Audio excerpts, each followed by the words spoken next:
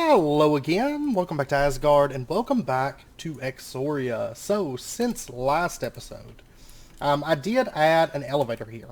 I just happened to look, because I was thinking the elevator block, because I knew open blocks was in here, but I'm so accustomed to the elevators requiring ender pearls, so I was like, well, I'm not going to worry about it. But then I happened to look, and they require pixie dust instead of ender pearls. So I crafted up a couple of these. I've been actually stockpiling wool since last episode, and that is due to the fact that we're going to be using it today to make our new armor set here in just a bit. But I did make an elevator that goes down here. Originally, I actually had the embers set up down here. I was setting it up down here, and it was actually looking pretty cool. Like I was working on this and had the ember burst being created here and then sent over, and then it was going into the melter systems and everything. It was looking pretty nice, but the bees struck again, and they started filling the tanks up with water, so I was like, well, I'm just going to move it, set it up somewhere else, and yeah, get away from the bees for that. So I did set up an area. Let me just warp. It'll be quicker. I did set up an area over here. It's very, very rough. I have some ideas, once we get moved especially, for making like a really nice embers area. However, I'm actually running out of sulfur right now. Like, I am hurting for sulfur in a bad sort of way, because the drop chance on those meshes, which I did end up getting all 9 meshes done, and it took, I had 3 left to do, and it was horrible because I had like 5 diamonds that gave me nothing from them. So, but anyways, the chance for sulfur is only 2%, and that's true across all the different mesh types. Only 2% drop chance. So it's actually kind of a pain. And the sulfur bees, we have to get a centrifuge before I can actually process that. So, I want to say, what is it? The golems can drop sulfur. I think it was the golems that dropped it. So, I mean, if I wanted to go out and farm a bunch of golems, I could get a little bit of sulfur buildup. But it's not, the chance of getting it isn't great. And finding enough golems to consistently get enough sulfur is pretty rough. I think I have like 7 or 8 sulfur left. I don't have very much. And I ran a bunch of ash since last episode. But what I've got over here is, this is basically the same setup. There's a couple new little components, and I'll go over those really, really quick. But basically the chest feeds over ember shards into the ember activator. I have 3 emitters. They're all focused on this receptor. So all 3 emitters send their embers to the receptor. I've actually got the gauge up here. This is an ember cell. They're not terribly expensive. They do, well, kind of expensive. They require a block of bronze and then 4 bronze plates. I mean, it's pretty much all the bronze that I made last episode. And then Camonite bricks, which I hate seeing those because Camonite takes sulfur, and I don't know, I'm just running out of sulfur so fast. But anyways, an ember cell, basically what it is it is dense ember storage. It can store up to 24,000 embers. Now, regrettably, this does not retain its inventory whenever it's moved, so just a heads up. Whenever I moved the first setup, I did lose a bit of embers from that setup, but it's not really a big deal. Honestly, I've got plenty of ember crystals, like, look at all those. And those are the ones that are actually 6 of the shards. I'm just cooking down the shards right now. But anyways, this is dense storage, and then I've got a receptor that feeds the embers in, and then the emitters send the embers out from this cell. And then I've got this emitter sends it over to this beam splitter. There's a receptor right there. This is all connected up, you know, the same way that we've done it before. And the beam splitter has 2 different types of like little connections here. You can see this one right here is actually the same as on this side, and that is for embers to go in. And then we have this that has like a dawnstone and copper segment there, and that sends the embers out. And basically it splits off the embers that come into it, splits them in half, and sends them, you know, to each corresponding side. Now, if, say, one, like, basically this splitter is going to this melter and this melter, and then I've got the receptors right there. Say this melter is filled, but this melter needs embers, then it'll send, you know, 100% of the embers over to this side. So it's not going to waste it, but as long as both of them can accept, it's going to split it 50-50 and break it off and send it out. And then over here I've got just 2 copper chests, and these feed into these melters. This side is for making alloys. just like we were doing last episode. And then these feed over into the mixer centrifuge, and then there's a receptor here that connects to this emitter right here. And then that's pumped out and goes into the stamp. And then there's a receptor here. There's also a receptor over here on another melter, and that connects to another beam splitter right here. That's connected over to this emitter. And what this melter's for, I have a copper chest here. This is we're going to be using this today to make things that aren't alloys. So I can melt up, iron. I can melt up, different things here, and use the same stamper with that. But the main use that we're going to have for it today is making what are they called? The things for alchemy. It's been a little while since I've done alchemy. It's been a little while since I played a pack with embers. Well, all the mods had embers, but half of it was broken in that pack. So, are they aspectus or something like that? Yeah, right here, aspectus. We're going to be making some of these, and these do require the stamping system to make these. And we'll get into how that works. I'm actually really excited because I love the alchemy system within Embers. It's probably one of my favorite things. Well, I don't know. Embers is just, it's such a good mod. Like all around. 100% just great mod. Anyways, today we are going to start getting into the alchemy system within Embers. For this right here, the alchemical construct. Okay, so they want us to make an exchange tablet, alchemy pedestal, a beam cannon, and a dawnstone aspectus. The archaic edge, does it only take dawnstone? Is that really... Yeah, it only takes dawnstone. Okay. That's fine. There's actually some really cool stuff I want to get into, or I want to get going. Whenever we move, I'm going to be using a lot of embers, hopefully for decorative purposes, and I'm going to be using like the archaic lights and stuff. I do plan on using these quite a bit. Also like the sealed planks and ashen tiles. Oh, I'm ready. I'm ready to move. I'm so ready to move. Okay, so anyways, we need to get into the alchemy system. We need to make all those the alchemy bits and bobs. And I think the best place to start would be the exchange tablet. This is kind of the center of the alchemy system. So we're going to need to get ourselves dawnstone block and dawnstone plates. Okay, and then camonite bricks and camonite brick stairs. Of course we do. I've got some camonite made up because I knew we were going to need quite a bit this episode. Oh yeah, I can't do it that way. And it looks like I'm already going to need a bunch. So let me warp over here. Let me get some stuff smelting up. And I do want to get into the hearth coil before too long, but not just yet. Not until we get the ember situation. I mean, I want to get the ember bees up and going. And I didn't get any new bee breeds, by the way. I'm still battling with tungsten and coal.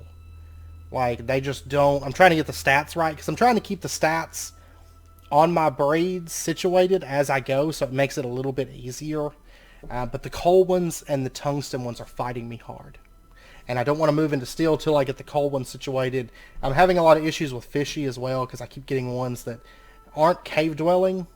And so I end up just... It ends up blowing up in my face, and I can't use the bees because I have no normal or damp areas, and they can't run underground. It's a big mess. So, okay, so the exchange tablet is just dawnstone bricks, or a dawnstone plate, and a dawnstone block. Then I've got all the camonite stuff that we're going to need. So let's go ahead and get that. There we go. And then they also want us to make an alchemy pedestal. I'm going to go ahead and make, I need at least 2, I think, right now. I can't think of anything right now that I need to make that's going to require more than 2. These are a little bit... They're not terribly expensive, I guess. Yeah, I'm going to start with 2. Long term, I would like to have 5 of them, honestly. But anyways, we're going to go ahead and make 2 of these alchemy pedestals, I think, for right now. And then I may make more. I'm trying to be somewhat cautious. I don't want to throw like all caution to the wind on sulfur at the moment. I mean, like I said, I could go farm golems, and I guess I should. But, we're getting pretty close to the next dimension, so I'm hoping there's, like, golems galore there or something. In truth, I would love just armies of golems. And I'm actually getting low on copper. That's not really an issue, though, because I can easily build copper back up, and I never got copper bees sorted, did I? Oh, by the way, this metal caster here, the one I didn't have set up last episode, this one is set up now. And basically what I have is bronze going into this at the moment, and I'm about to add copper to it as well. And that's due to the fact that certain things like bronze and copper, I want to make blocks of, and I need the metal casters for that. So we're just going to use this. And then what I do is I move the tank back over here, and then I just rotate that so it pulls all the bronze, or all the copper in this case, out of the tank, and then I can just set that back. And it's going to send it down where it needs to go. And I've got this just kind of stored away right over here. So then I can just leave the insert pipe. It doesn't matter because it's not inserting into anything. It will kind of flow around in there, so I can remove it if I want to. But I just realized I put it into the void. I put my liquid copper into the void pipe instead of the one I actually meant to put it into. Awesome. So I just wasted a bunch of copper. That's cool. Okay, we should be all situated now. I hate making these stairs. I hate it. Anyways, there's our 2 alchemy pedestals to get us started, and our exchange tablet, and we are ready to set up the first part of this. So I think what we're going to do is we're going to set up the alchemy system right over here. And I'm going to kind of build like a little nook back in here. And we're going to make it, let's see, do I just want to do 3 wide? So something like this, I think will be good. And then I'll just throw down some lights. Okay, so what we're going to do is we're going to set up our exchange tablet in the center. We'll call this the center. And then what we're going to do is we're going to put our alchemy pedestals just a little ways out from that. I'm going to put them like right out here. It doesn't really matter how far, it's not exact as far as the setup goes. It just has to be kind of close to the exchange tablet. And then, let's see, they want us to make the beam, right? The laser beam cannon. So let's go ahead and do that, and then we're going to get into Aspectus and start crafting that. Because there's a couple things that, that we're going to need for all of this. 4 copper plates, 2 ember crystals, 2 dawnstone bricks, and a caminite block. Okay, so there is our beam cannon. Dun, dun, dun. And I'm actually going to go ahead and craft up a caminite brick for this. Because I really don't want it to look... I wanted to make it look a little bit better. So we're going to put a caminite brick right there. It doesn't really matter what you use. And then we're going to put our beam cannon setting down. I'll put it right there. And then coming off from that, I'm going to have... We'll put this on the side. Like right here. And we'll use that slab that we had left over. And what I want to do is I want to put a lever next to this. And we'll do a caminite lever. So it looks somewhat better. And we're going to go ahead and leave that as, we're going to set it to on. And then the last thing I want to do is I want to take and right-click our exchange tablet and right-click the beam cannon. Because we want to aim the beam cannon at the exchange tablet. Because basically whenever you do alchemy, you do it through the exchange tablet. And in order for the alchemical process to start up, you have to hit it with a huge burst of energy, i.e. the beam cannon. And the beam cannon, we're going to probably end up using this for some other things like a mob system, because this thing will pretty much one-shot most things in the game that aren't like heavily armored or aren't bosses. It still does like massive damage to bosses though. But this thing is super powerful. It is like a cannon of death. And there's some really good, actually some really good weapons and stuff within Embers. But for right now, I just want to use it for the exchange tablet. And I will suggest you don't stand like right here in front of this thing because you will die. So, just a heads up. But this thing does require a decent amount of energy for it to work. And basically it can store up to, I believe it's 2,000 ember charge that can be stored up within the beam cannon.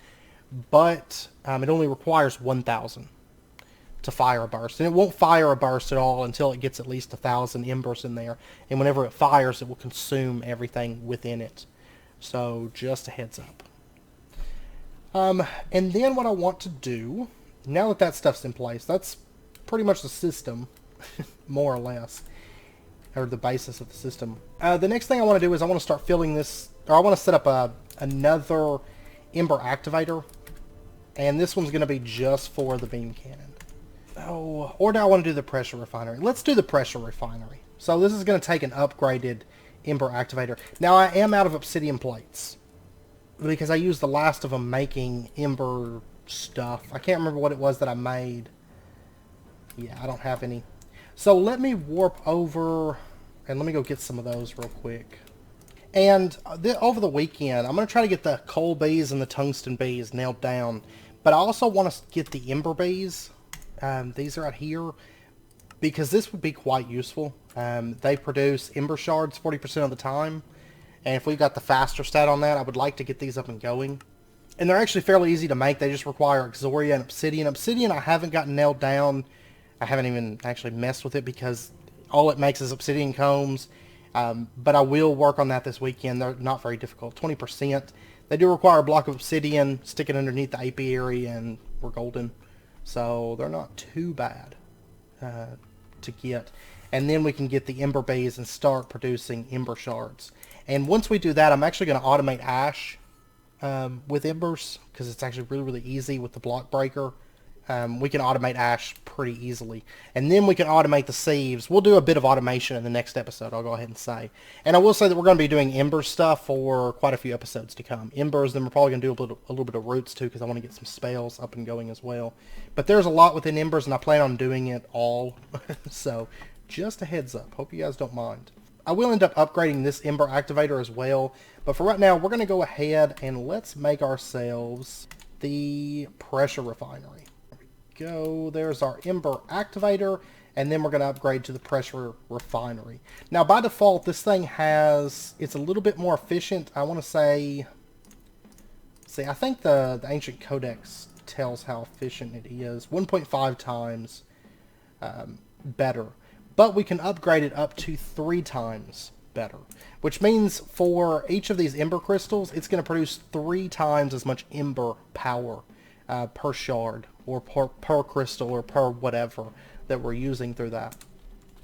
So the way that this works is we're going to set it down, and I'm actually going to go ahead and make the upgraded version. I'm going to make it stronger. So let's get ourselves, you can use pretty much any kind of metal block. I like using Dawnstone just because it fits, it's embers, so I like using it. But you can use pretty much any kind of metal block here. We're going to put that down, and on top of it, we're going to put our Pressure Refinery right there. And then around this, we're going to put, you can either do fire or lava. I'm just going to do lava. Basically, you just need a hot block that is touching this Dawnstone block. We're going to do a 3x3 here. And basically what it's going to do is it's going to heat it up. It's going to make this Pressure Refinery a bit more powerful. So let me go get some buckets of lava. I forgot that I don't have a waystone in here. I haven't worried about it because the waystone's literally like right outside the door from the storage room, so it's not a big deal. But anyways, we'll go ahead and just put our lava around this. Let me go get 3 more buckets of it. Okay, so there we go. And then the next thing I'm going to have to do is this actually, if you notice, it has a tank. This thing, you feed embers in, you also feed water in. Because it's kind of like an embers version of steam, basically. So let me actually grab this tank. And let me go ahead and switch these out. So I'm going to put this tank right here. Honestly, once we get moved, I'm going to have the bees somewhere where they don't affect other tanks. And I'm actually going to do a water setup with our bees. And a lot of my bees have Beatific right now just because I was breeding them with bees with Beatific. Once we get moved, I'm probably going to change them. Well, not once we get moved. Once we get into Gendustry, I'm not going to worry about it right now. But once we get into Gendustry, I'm probably going to have it so that all of our bees have water. And that's how our water system will run, maybe. We'll see. Yeah. That's my plan right now, anyways. Alright, so we'll put a tank right there. And then let me go... Do I have any fluid pipes? Yes, I have some fluid pipes. I made up a bunch of item ones, but I had enough fluid ones. And let me set up a fluid extractor right here, plugged up to the BC factory tank. And we're just going to have it pump into our Pressure Refinery. It needs to go in the bottom slot there. And then we'll go ahead and hit this with a lever. And there we go. It's not updating the visuals for some reason. But you can see that this tank is filled up. It stores up to 8 buckets of water within this Pressure Refinery. And then I can also use the, if the bees haven't made a full tank, I can use the water barrels outside. Those are like always filled up. So, and then what we're going to do is let's get ourselves just a wooden hopper. And we'll just put this setting... we'll put it right here. Just attach the back of that. And then we're going to fill this up. You can use ember shards or ember crystals. I'm just going to use shards. That's fine. And we'll throw that into there. Or not right here. Not into the top. Sorry. Goes in the bottom. We'll put it right there. I don't think the wooden hopper can actually burn. I don't think. I sure hope not. And we'll go ahead and throw our ember shards in there, and there we go. It's going to start producing embers. And bear in mind, this should be 3 times as powerful of embers production as normal. And then what I'm going to do is let me make a ember emitters and ember receptor. I've got receptor right here. Let me make up a few ember emitters. Okay, so let's put these down. We're going to do 3 of them, just so the transfer rate is faster. Now, like I said, this isn't going to be 100% efficient because this thing, it's going to fill up to 2,000 ember in it, but we could get away with just 1,000. But it's going to use all of it. You know, it's going to use the full 2,000, but that's fine. I really don't mind, truth be told. So, anyways, let's go ahead, shift right-click the receptor, and then just right-click, right-click, right-click.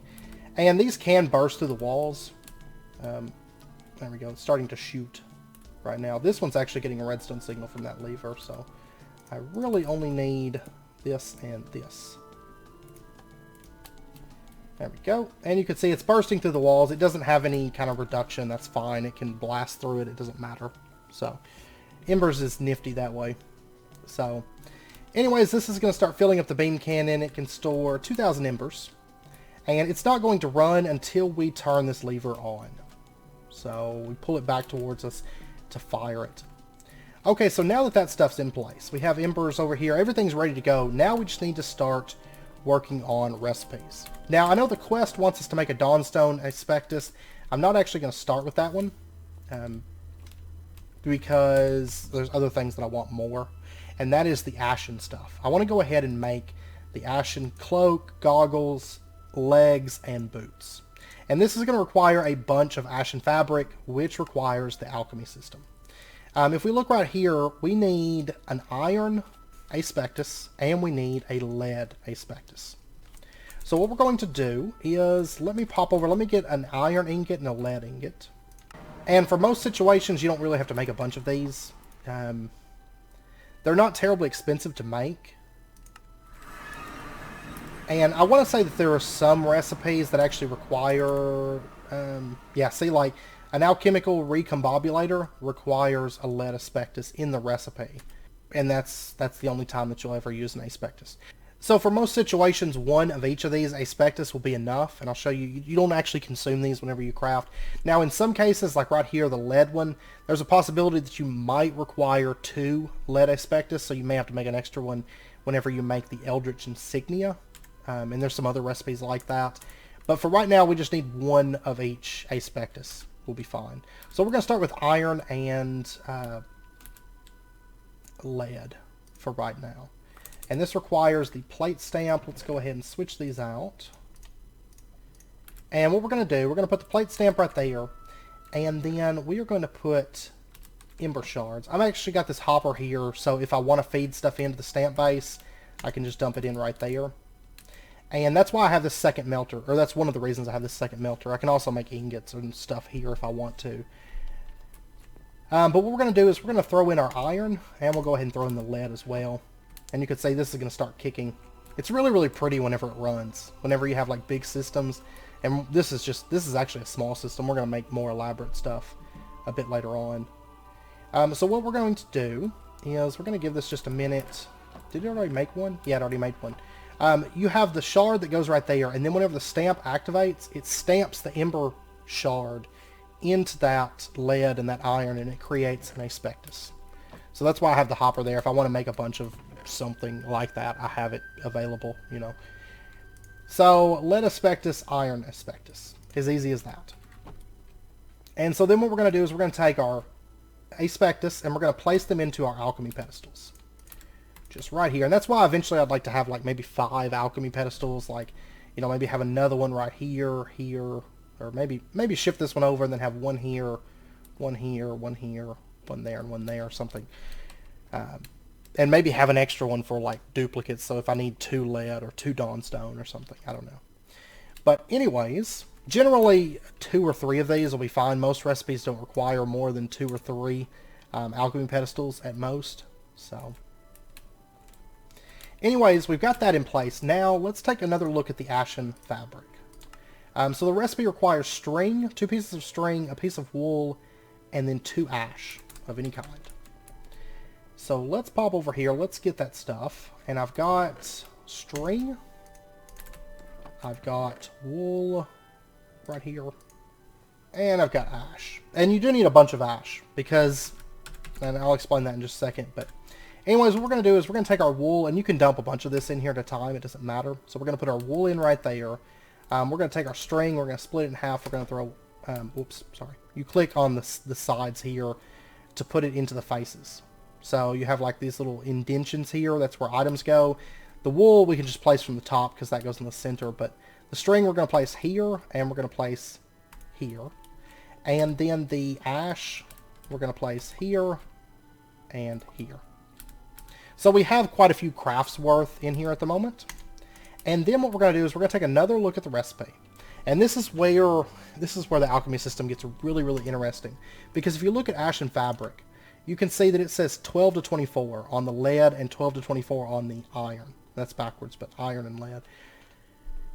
So what that means is whenever you craft, this is the amount of ash required. And you don't know exactly how much it takes. And this isn't like just however much you want to put in here. It doesn't mean that you can put anywhere from 12 to 24 ash in here. It means there's a number somewhere in between 12 and 24 that is the amount of ash that is required.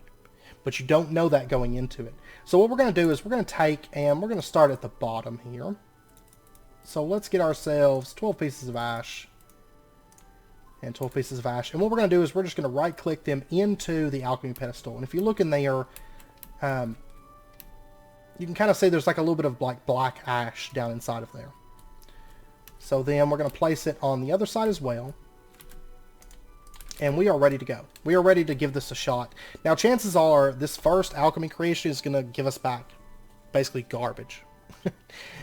And sometimes it gets a little bit sad when stuff's somewhat expensive when you have to waste it.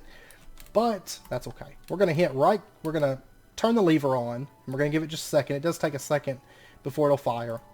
And there we go. It'll fire. It's going to hit the exchange tablet. It's going to activate the alchemy pedestals that are around it. Now, if you have additional alchemy pedestals, they're still going to activate and they're going to send beams. But you can see these two are like pulsating in. Well, if you notice they were like pulsating in, that means they're actually being used for the current recipe. And you can see it just crafted alchemical waste, which is garbage.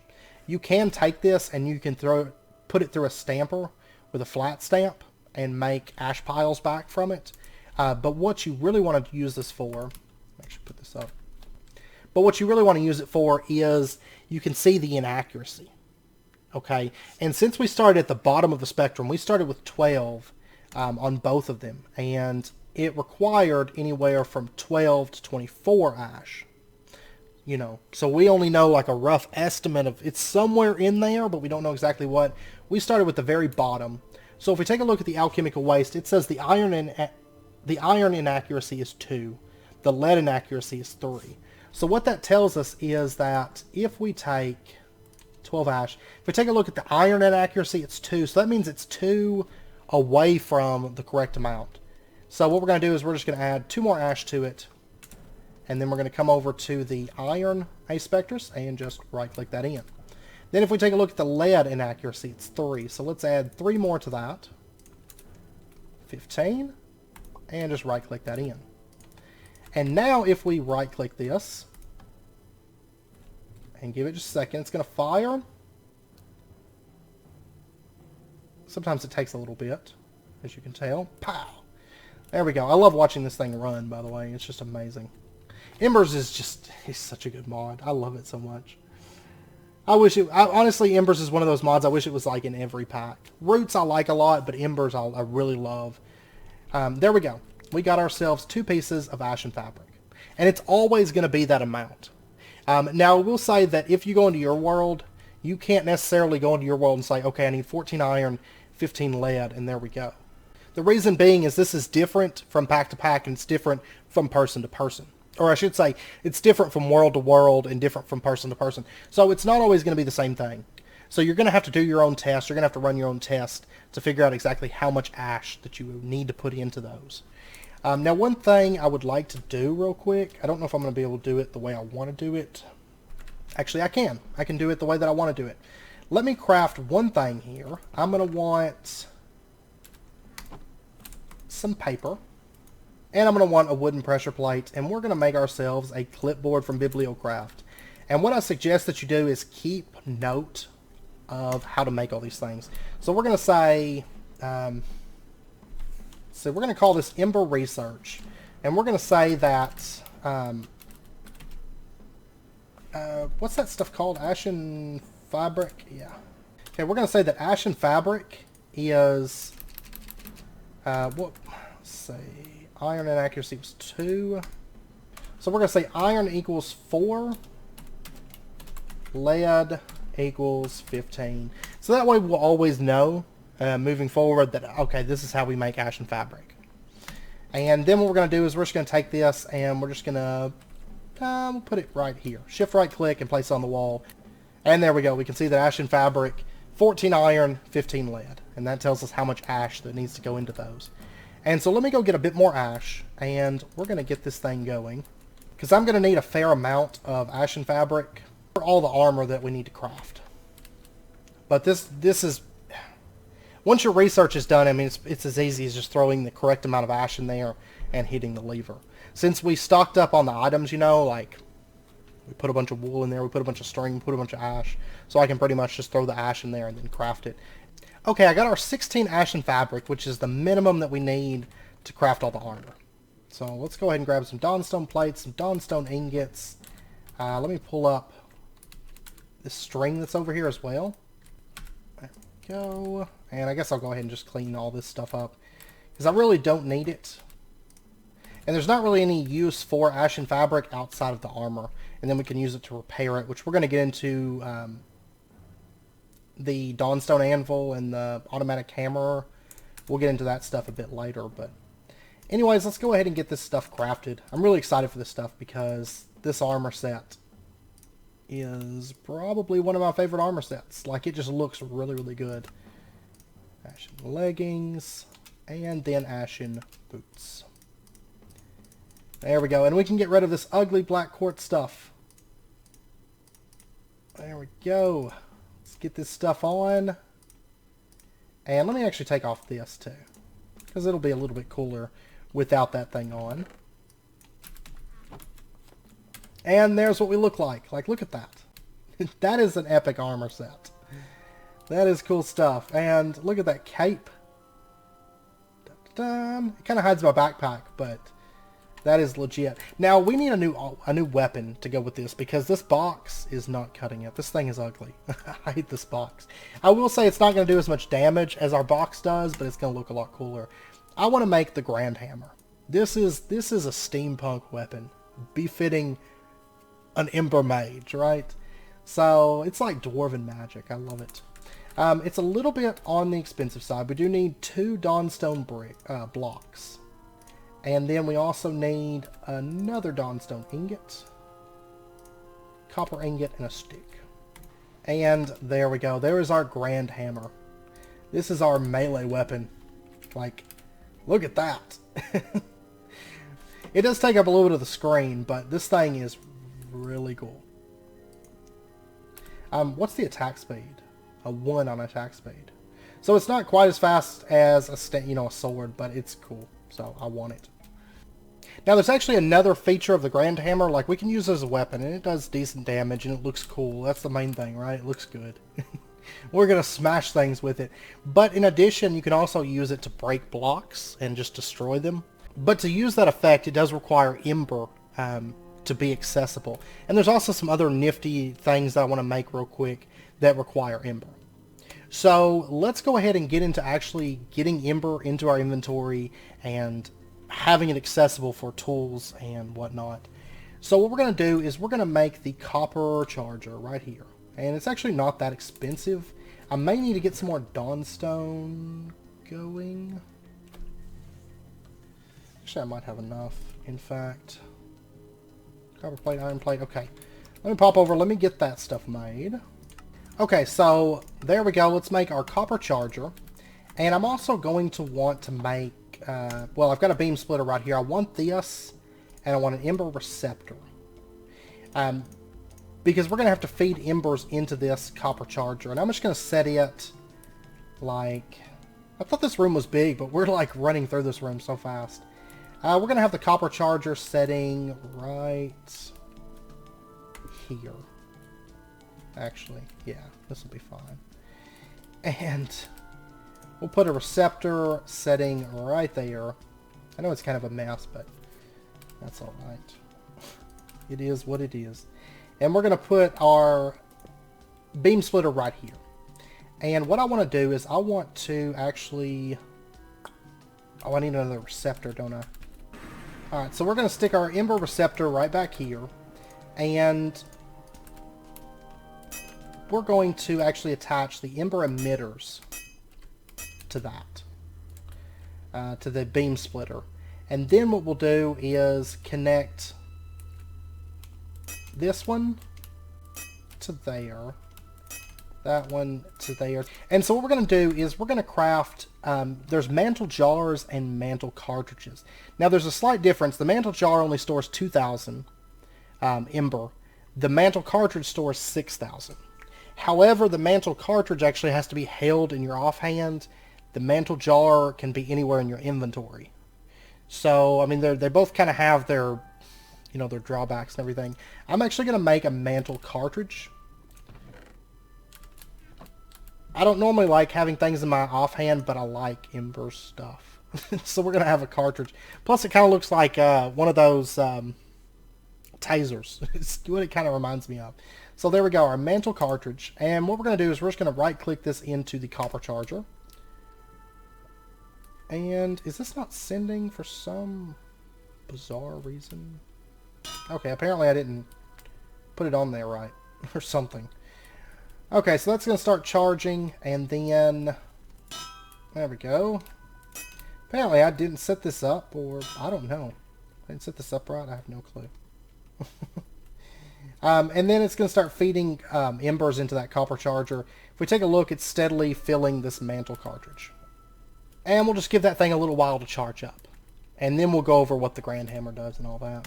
Okay, so a couple of the things that I want to make right now. I want to make the Blazing Ray. This is going to be like our ranged weapon. One of our ranged weapons that we're going to be using. Because, like I said, I want to do a lot with embers within this pack. And it's like the perfect time to like really gear up with embers. And I'm really excited for this. So the Blazing Ray, I'm totally like nerding out over here. If you couldn't tell. Blazing Ray, we're going to need a couple of those. We're going to need a couple of Dawnstone plates. And iron and an Ember Shard. And there is our Blazing Ray. This is basically a gun that uses ember power to fire a blast off. And then I would also like to... Oh, there is the Clockwork Battle Axe. I kind of want to make like all of these. I just want to make them all. By the way, the pick... the pick is the one that works like a pick and a shovel. It does both of them. And then the axe is really good. And... What, the Clockwork... Yeah, the Clockwork Axe. But I want the Cinder Staff. This right here. It requires 2 silver plates, 2 Dawnstone, 2 Ember Shard, and 2 sticks. So let me get that together. And it's nice because this is actually like the first time that Embers has been early enough in a pack that I can like really gear with it and use it as like my primary stuff. It's so good. Like where it's not like, oh, I've already got OP things. Why do I need that? Sort of a thing. But okay, so we got the Cinder Staff, the Blazing Ray, and the Grand Hammer. And all of these are going to have their place. Let's, I've got so many tools. So many tools. Yeah, that'll work. And let's get our cartridge out. It is, almost fully charged. Did it run out of embers? Yes, it did. Okay. I want this thing fully charged. Oh, we got a problem. This emitter is actually hitting this receptor. That's not good. Let's change, yeah. I'm just going to send it straight over to the copper charger. And then these two can go into... That's the only thing that it can hit that'll mess it up is other receptors. I didn't even notice that. So I was actually kind of wasting embers there. Because it was sending burst of ember and it was hitting this receptor the power couldn't go in there, so it was getting wasted. Whoops. I hadn't noticed. Okay. There we go. Our mantle cartridge is filled. So we're going to put this in our offhand. And now things are about to get legit. So what we can do, let's actually go... Actually, we'll go over here. So the Grand Hammer, if you have Ember charge, and you hold right-click, you can see it'll actually break a block now. And if I pull the mantle cartridge out, and you can see I can whack at this all day, and it's not going to do anything. Throw the mantle cartridge in our offhand, and then hit this. Pow! It destroys it at a decent rate, and it actually works like a void, like a null charm, basically. And it just destroys the block. No matter what it is, it just destroys it. So, just a heads up. That's what that does. The Blazing Ray, now this is the cool stuff. The Blazing Ray, if you hold right-click and charge it up, it shoots a beam. And it actually does pretty decent damage. And it's got a really good range, too. Like, I mean, it just keeps going and going and going. Like, in a straight line. Like, pew! And you can charge it up less if you want. And it does slightly less damage, you know. But it's still pretty nice because you can actually kind of somewhat rapid fire it pretty quick. And like I said, there's no drop to it. Like arrows, it's a straight line that it does. And we'll actually take this out and fight with it here in just a second. And then the Cinder Staff, okay. What we can do is we can charge this thing up, and it creates like a ball of flame in front of you.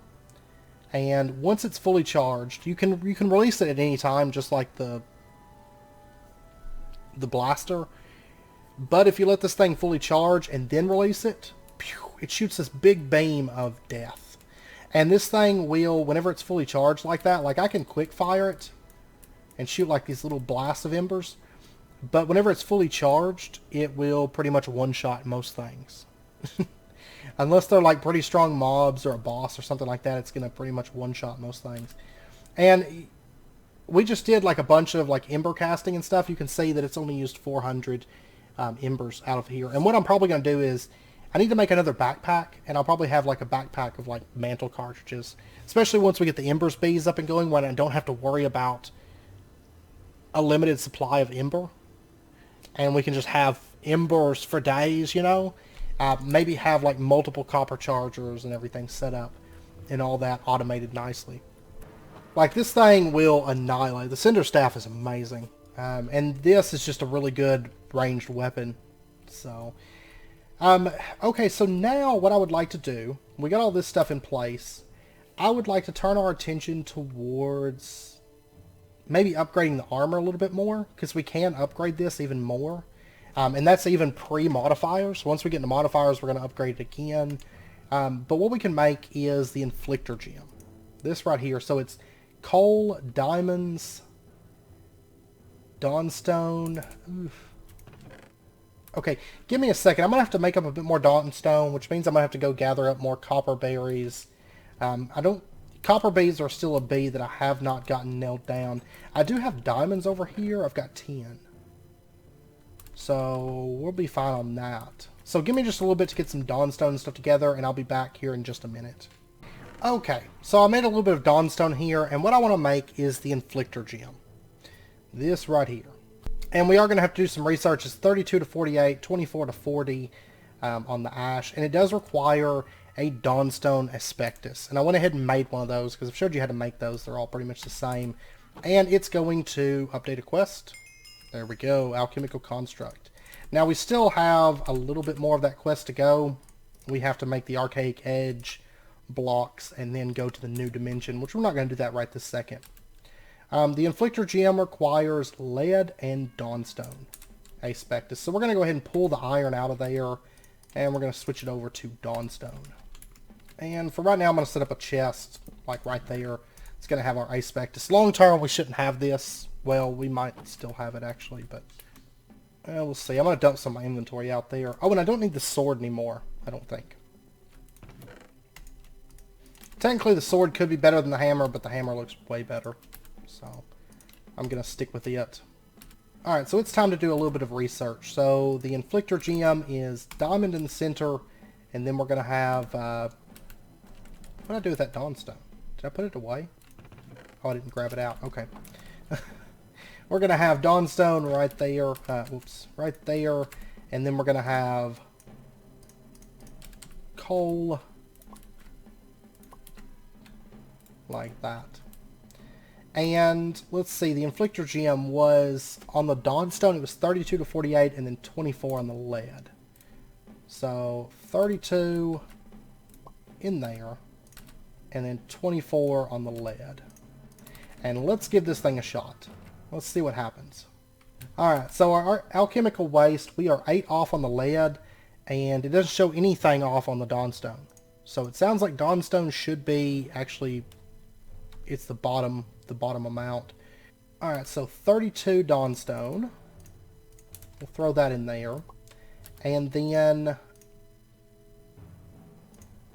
lead was 24. So 32 lead. Is it really 32 and 32? And there we go. Okay, so it is, the Inflictor gem is 32 and 32. So let me, I was thinking I could shift right click to get this off, but maybe not. Alright, so Inflictor gem is Dawn 32, lead 32. And there we go. We have another recipe discovered. Okay, so let me make up, I'm going to need just full stacks of ash. I'm going to pop down to the B area for this, I guess. Which I actually just used up a bunch of the ash that was down here. I've got 4 stacks. I'm going to need more ash. I want to make 7 of these Inflictor gems for right now. We'll eventually probably end up making more of them, but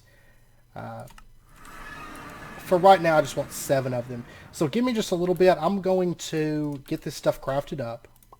And so what we're going to do is let's get ourselves a bucket of... actually, let me pop over to World Spawn.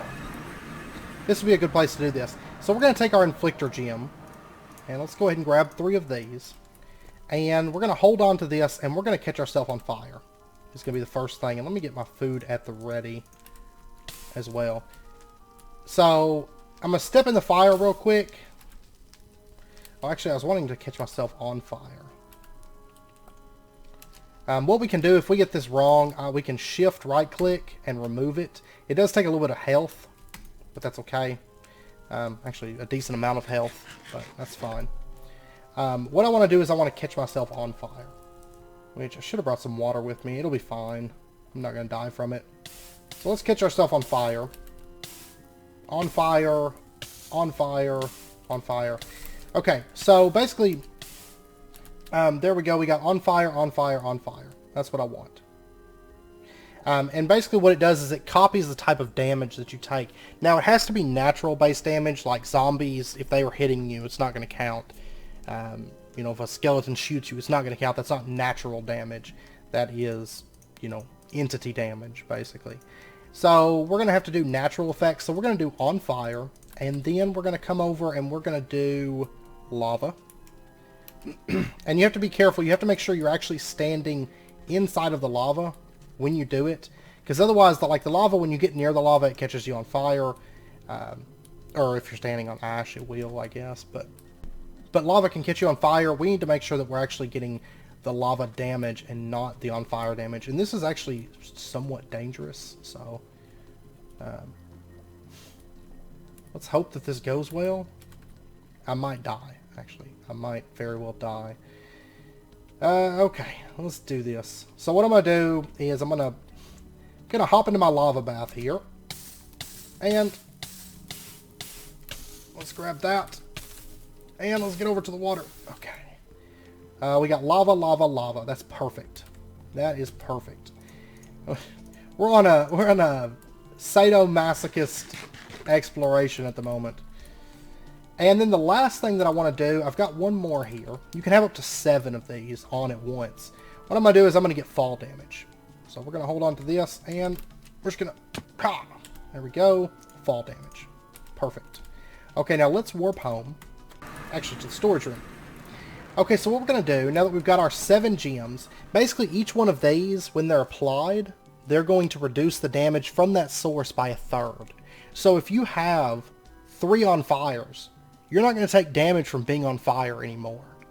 And technically, if you had 3 on fires and 3 in fires, you could stand inside a fire and just take damage forever. If you have 3 lavas, you no longer take damage from being in lava. So the reason I have this, I mean, if I'm standing inside a fire, I'm still going to take damage. But if I catch myself on fire and I get out of the fire, I'm not going to take any damage anymore. There's not generally a whole lot of situations where there's just fire everywhere and I'm going to be burning myself to death. So that's why I did that. So what we're going to do is we're going to take the Ashen Cloak, we're going to take a piece of string, and then we're going to take all of our Inflictor Gems. 3 lavas, 3 on fires, and fall. And we're going to apply these to the Ashen Cloak. Just like so. And I guess that's a... What in the world? That's a bug. That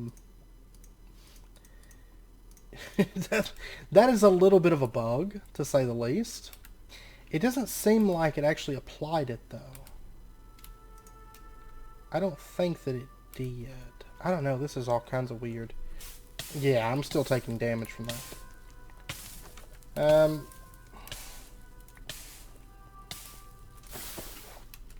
Okay. Alright, this is, it basically just duplicated my chess pieces, I think. Let me throw these things down. Let's try it with the portable, the crafting table on a stick. So that, plus the string. And it may have been because I shift-clicked them in, I don't know. So I'm going to manually place all these in. And then we'll pull it out of there. There we go. And it doesn't actually show you what's on it. You can pull them off if you just put it in a crafting grid. You can pull the gems off of it. So just a heads up. But I don't want to pull the gems off. I want to leave them on. We'll throw that on. And now, if I was to come over here and I was to hop in the lava. Look at this. I can just sit in the lava all day. I can AFK in the lava. I can AFK and go to sleep in the lava. And it's not going to do anything. So I'm not 100% sure. I want to say that it does still do durability damage, I think, but I'm not 100% sure on that. So, and then if I get out and I'm on fire, it doesn't really matter. I can just burn, and I'm not going to take any damage from that either. And that also includes if a mob catches me on fire, it's not going to do anything. I mean, the hit will do damage, but the actual burning effect isn't going to do anything to me. So, we are now immune to lava, 100% immune to lava. We're also immune to fire, being on fire, and we get a 3rd damage reduction on fall damage as well. So I can jump off of things and take a lot less damage. Because honestly, fall damage in this pack, like I noticed, you don't have to fall very far, like 2 blocks. Like, look at that. 2 blocks, and you will take damage. But, and it was honestly, it was crippling dangerous. Like, if you fail too much, I actually almost killed myself on a staircase one time. But now, I can, like, just, like, jump off of stuff. And, I mean, that 3rd damage reduction is actually quite a bit. And I will say later on, if we go to fight, like, the Wither, or Wither Skeletons, or something like that, Wither effect does count as natural damage. Also, Poison counts as natural damage. So, if you wanted to, you can make a chest piece, and you would be 100% immune to the rain effect when you're out there. Like, you could run around in the rain on this planet and it's not going to hurt you. So, I mean, there's a lot of different things you can do. Actually, if I recall correctly, anvil damage counts as natural damage. So, technically, you could make a chest piece that makes you immune to anvil damage if you so desire. Also, void damage. That's actually a really interesting one. Void damage does count as natural damage. So technically you can make inflictor gems for void damage and make yourself immune to void damage with embers. So, you know, if you have a situation where you think void damage, I think Draconic Evolution boss is void damage, right? So you can actually make yourself immune to void damage with those inflictor gems. So they're actually really powerful, right? And the crazy thing is this isn't even done. This isn't even as powerful as it can get because we still have to get into modifiers. We have to get into heat. And that's going to augment all of our tools, all of our weapons, all of our armor. and it's going to be really, really nice. I will say without Origin, there's some that aren't as exciting, I guess, without natural ore generation. Some of the modifiers, but there's some really cool ones. There's some really, really cool ones. And you can see that the sockets that we put in, they're actually socketed onto the back of the cape. Right there. That's what those 7 slots are for. So, quite nifty. Now, one other thing that I would like to do, I know we're getting close to wrapping up point. I would like to go ahead and make the Dawnstone Anvil.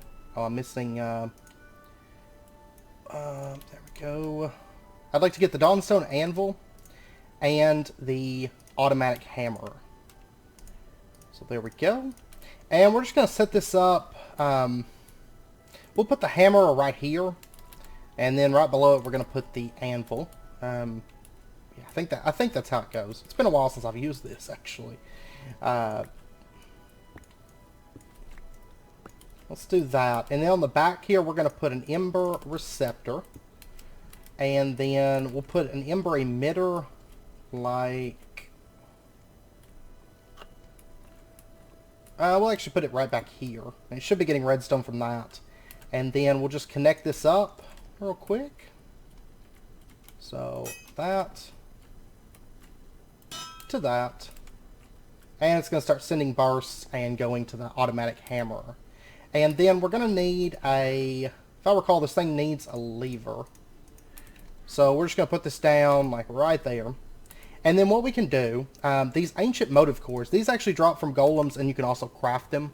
And I did do a little bit of research. I actually researched how to do the ancient motive cores and the archaic edge. I haven't actually made any archaic edge blocks, but I did go ahead and figure out exactly what I needed by crafting trash and then just adding the numbers to it. So 27 Dawn.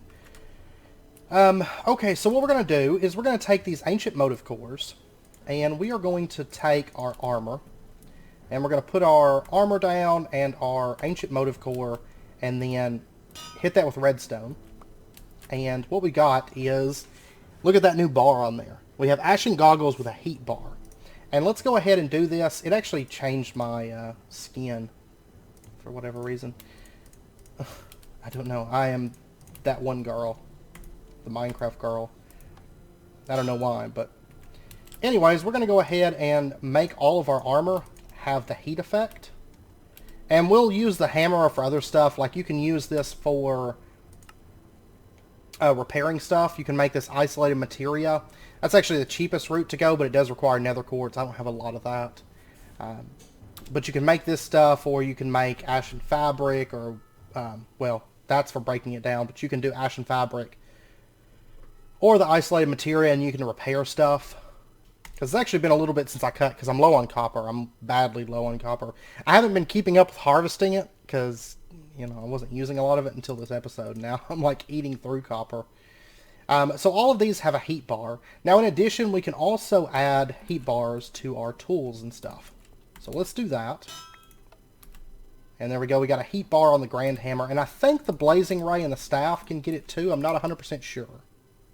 No, it cannot. And I'm assuming that the Staff probably can't get it either. No. Okay, so just on the weapons, tools, and armor. So you could put it on the battle axe, the pickaxe, the grand hammer, and the armor, and maybe some other stuff. But what this is this is basically like an experience bar. So if I go out, for example, we have heat of pretty much nothing at the moment. But if I go out and I use the effects of this hammer, or I use it to battle, different things like that, I will actually build up heat on this hammer. So you're not going to see much very quickly. It is going to take a little bit before we actually start seeing much on it. But let's actually go... Let's go to the boar, and let's go find something to kill, because we haven't actually went out with our weapons yet. But what the heat bar does, like I said, it's like an experience bar, and after we level it up, we can start adding modifiers and start getting into modifiers. And there's like a level up system with all of the armor and the hammer and the other tools and stuff. So we'll get into that. I'm probably going to end up making an axe as well, just because. I mean, the flexible axe pigful is really nice and everything. Plus we have that other axe that cuts down like whole trees. But, oh, there we go. Look, we got a golem. Okay, so I'm going to charge this thing up. And I'm going to hit it. It doesn't do a whole lot of damage on him, actually, but that's because he's armored and he's also fire-based. But the Cinder Staff actually creates a small AoE whenever it hits. Like, you can see it actually kind of like explodes when it hits something. Also, the Blazing Ray, you don't have to be 100% like accurate with it for it to hit. So, just a heads up, it can still catch stuff on fire and everything. And these weapons will catch mobs on fire because they're using like the power of embers to enhance them. That's the worst thing, is there's not a whole lot of stuff to fight around here. Like, it's really difficult to find mobs to kill. There's that guy, but once again, I mean, it's an ember golem, so... Well, actually, you only took like 4 shots with this. Oh, there we go. That's what I want. Or if I can lure this guy down there. Oh, wow. There we go. Pa-pow! Pow! Oh, I killed him. 2 shots. And one of those shots wasn't even fully charged, so it could possibly even just be like 1 shot to kill him. I don't know. Let me pop over to the bee storage, and I'm going to go out to that main like cavern that we spawned in. Maybe we'll have some of those guys flying around, because I would like to show you the Cinder Staff too. Yeah, I don't know. There's just not a whole lot of mobs around here. I mean, these things, yeah, there we go. See, I mean, they don't have a whole lot of health, though, but once we get into stuff that, I'm hoping that 3rd dimension, that core dimension, is going to have some, like, fun stuff for us to fight. That's why I'm kind of gearing up before we go there. If not, I mean, regardless, we have good armor now. We have armor that's, like, legit. Not to mention I don't have to worry about ever dying from lava again, or fire, or anything like that, because we're pretty much immune to it. And I'm going to work on... The reason I wanted to go ahead and get this stuff with the heat bar is because I wanted to go ahead and start being able to gain XP with it. That's not to say... I don't know if I'll have anything leveled up enough that we can actually use it by next episode. I'm going to try, but we'll see. I'll see if I can get something leveled up for it. Because I would like to get into modifiers next episode and at least start working on modifiers onto this armor. Because like I said, this isn't even as strong as it's going to get. Like, once we get modifiers, there's some really good stuff in that. But basically this episode, I mean, we went from like 0 to hero and didn't even need like a montage. Like, that's how legit it was. So, I mean, because it's like huge upgrades on armor. I mean, I know the Black Quartz, some of it, the pieces were actually better, but then we're like immune to lava. We're immune to fire. We have fall damage protection. We have ranged weapons, magic weapons. We have a hammer that's pretty beastin'. So, and then once we hit modifiers on this, like, it's going to be OP armor. Especially for the beginning of the game, so. Anyways, I'm going to end out this episode here because I know it's wrapping up point. If you guys have any questions or anything, let me know down in the comments. I'll do my best to get those answered for you. Next episode, we are going to do a bit of automation.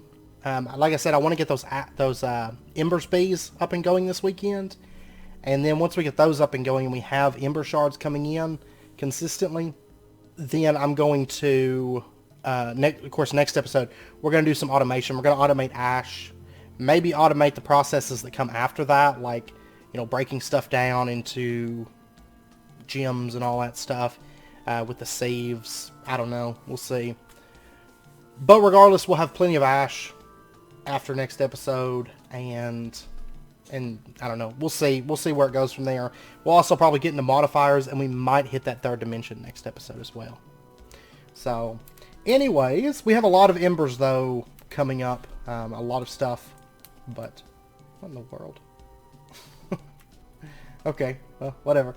But anyways, I hope you guys enjoyed the episode. If you did, as always, be sure and hit that like button, and go ahead and subscribe if you're not already, to stay updated with when new videos come out. I hope you guys have a wonderful weekend, and a good Father's Day and everything, and I'll see you guys next time.